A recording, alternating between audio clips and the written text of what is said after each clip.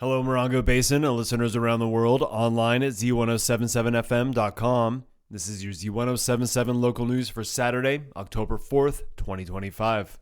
Joshua Tree National Park is experiencing the effects of the government shutdown, but here's some information for visitors and supporters from the Joshua Tree National Park Association. The parks and the campgrounds remain open. Campgrounds are first come, first served, and refunds are issued for reservations made through recreation.gov. Fee booths are being staffed, but rangers are providing information rather than collecting fees. All 5 visitor centers are open with staff ready to assist you. Desert Institute classes and JTNPA events are continued as planned, and construction of the new West Entrance Fee Station is still underway. The Joshua Tree National Park Association is the primary nonprofit of the Joshua Tree National Park, and they'll continue to support the park with programs, memberships, and donations. You can donate what you're going to give at the fee booth to the Joshua Tree National Park Association. You can find out more information about them at joshuatree.org. Right now, the Morongo Basin is alight with tiny gold flowers in a rare late summer, early autumn bloom.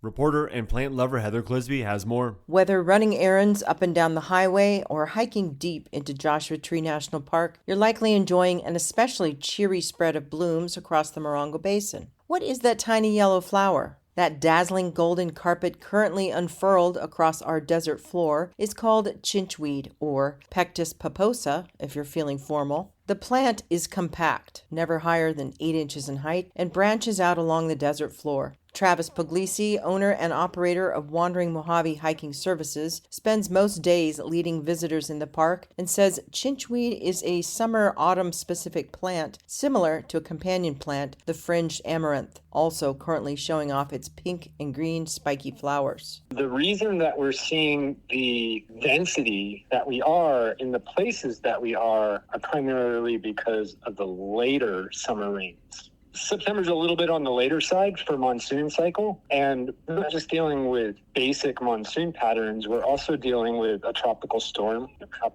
Mario, which I think that was really moving through our region on Thursday, September 18th. Also, Puglisi noted that the storms that preceded Mario contributed to the chinchweed explosion, one in early September and another in late August. The epicenter of the bloom is really the zone between the HWY and probably a quarter of the way down Wilson Canyon to the HWY was really the area where the current height of the bloom is occurring. So it really is spectacular. You know, if you're a tourist and you're visiting right now, you're seeing something like really hard to predict. In addition to a lemony scent that a massed chinchweed bloom often elicits, you may pick up another aroma. Everyone knows the smell of creosote out here, you know, because when the rain comes, that's what we smell is the creosote primarily. But right now, the high desert smells like a Bangladeshi spice market because the chinchweed contains outrageously high amounts of an organic compound called cuminaldehyde,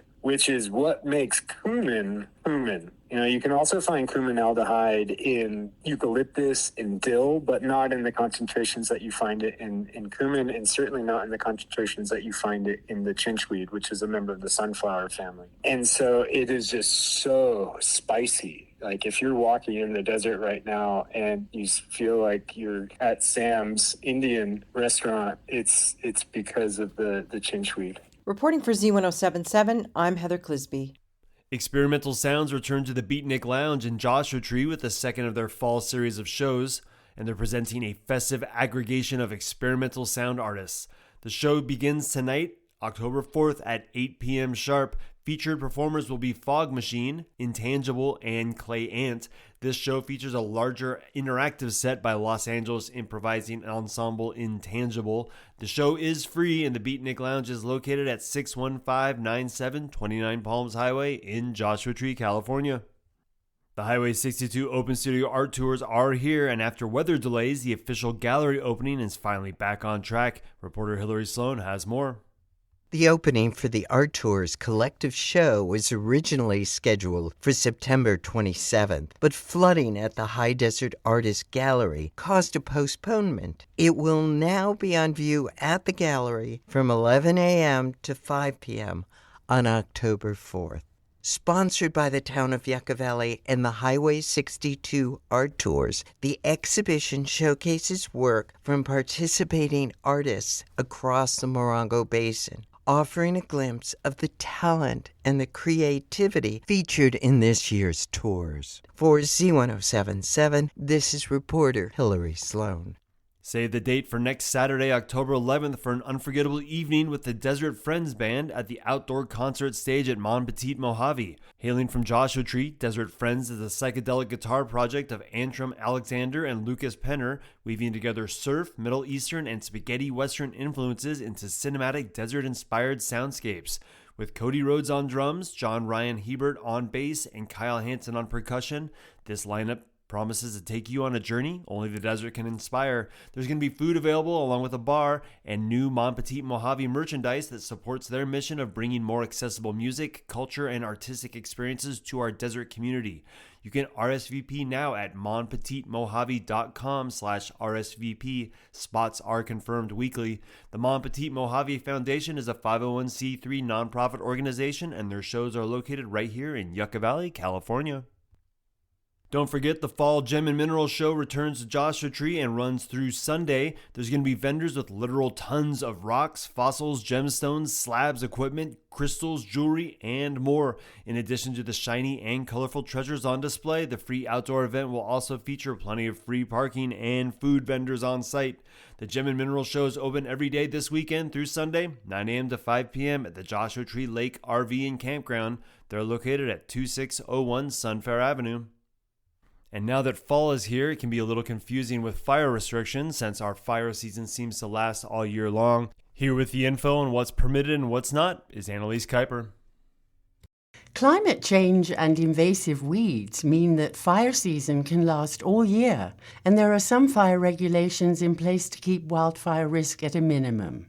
Campfire and burning restrictions on public lands, such as those managed by the Bureau of Land Management or the United States Forest Service, depend very much on the location, time of year, and the current weather conditions. When strong winds are blowing, it is never a good time to have a fire of any kind, as sparks can ignite a fire a great distance away. A 5-foot in diameter area must be cleared down to the bare soil, also making sure there is nothing burnable above the cleared area. Burn restrictions in Joshua Tree National Park include campfires, warming fires, and charcoal wood-burning barbecues. Smoking within 10 feet of vegetation is also strictly prohibited. Campers and hikers must carry a shovel with which they can bury a fire. Extra water for fire extinguishing purposes should always be nearby in case of an emergency. There are numerous restrictions on having a fire on your personal property. Fire pits must be placed at least 25 feet away from buildings, decks, vehicles, and other combustible materials, and are prohibited when a red flag warning is issued. Burning garbage, hazardous waste, or plastics is illegal. For information on web addresses, please visit our website at Z107.7fm.com. Reporting for Z107.7 News, I'm Annalise Kuiper. And that's your local news for Saturday. You can hear local news 7 times a day, 7 days a week at 7, 8, 9, noon, 4, 5, and 6. More Morongo Basin residents get their local news from Z107.7 than any other source. Reporting out of Joshua Tree, California, alongside the award-winning Z107.7 News team, I'm Robert Hayden.